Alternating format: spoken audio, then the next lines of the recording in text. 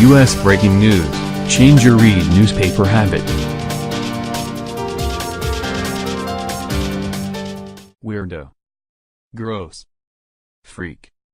Those are words I've had spoken to me over the past few years at restaurants. All of them, directed at me, not because I was doing anything offensive, mind you. No, I was being shamed because I was eating. The issue is, that I don't eat like everyone else. I eat with my feet. I also drive with my feet and brush my teeth with my feet. I do everything with my feet because I was born without arms. But, that doesn't limit me. By God's grace, I've been able to live a full life that has included graduating college, marrying my best friend Heather, raising 2 beautiful kids and serving in ministry for over a decade. The way I've lived my life isn't much different than anyone else. Well, from my perspective, at least. The issue comes from the fact that the outside world sees me as different. It is that label that I've worn for 33 years. And it can be a lonely badge to wear, because I don't have a tribe to call my own. I can count on one foot the number of people I've met face to face who were born without both arms. So, that reality made being armless an isolating proposition.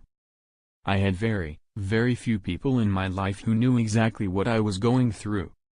So, I was different and I knew it. But the problem came when others wanted to let me know.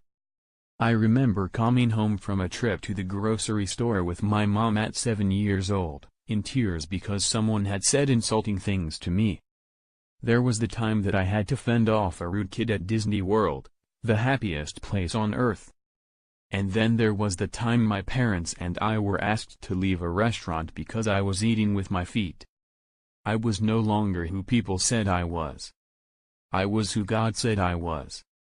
The stares, insults and words of others began to trickle into my conscience, alter my self-worth and erode any foundation of value that I had. I felt like the odd man out, with nowhere to turn outside of close family and friends. I was beginning to succumb to the chorus of negativity. I was different and apparently, that was a bad thing. The weight of being different became more than I could bear as I grew into my teenage years. The words of others began to warp my perception of the value of my life. I felt like damaged goods, broken and unlovable. Isolation and darkness were beginning to sweep over me. I started to hate myself and other people.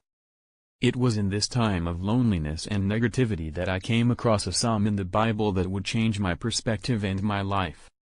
It was Psalm 139, where King David praises God for forming him while he was still in his mother's womb. In verse 14, he says, "I praise you, for I am fearfully and wonderfully made. Wonderful are your works, my soul knows it very well." I sat in my room and let that verse wash over me. Wonderful are your works, God. You have taken your time to make me just like I am. I am not an accident or a genetic mutation.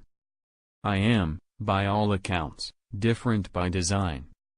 God didn't offer up an oops when he made me. Everything went according to plan, and when he formed me, he saw his work as wonderful. And it was in that moment that I began to see it as wonderful, as well. My sense of self-worth, value and identity shifted. I was no longer who people said I was. I was who God said I was. It was at this time that something even more amazing happened. I began to see others as wonderful, too. What was true of me, was true of them regardless of how different they may be. African American or Hispanic, liberal or conservative, Christian or not. Arms or armless. Each and every life has God-given value that I must acknowledge. But, it doesn't stop there. I'm commanded to love them. That change in my perspective, the realization of that truth, has altered the scope of my entire life. And I believe it's only that perspective that can change how we relate to one another in our increasingly vitriolic and divided culture, a culture where many demand that their differences are celebrated, but are offended by the different ethnicities or political ideologies of others. In that place, we have to see people first as God sees them.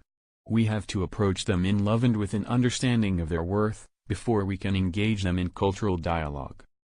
In this, there can be no compromise. Different was his design. Not a call to arms. Daniel Ritchie is a speaker and writer from Huntersville, North Carolina. He is a husband and father of 2. His first book, My Affliction for His Glory, Kirkdale Press, released in April. He also writes at www.danielritchie.org and tweets at @DanielRitchie.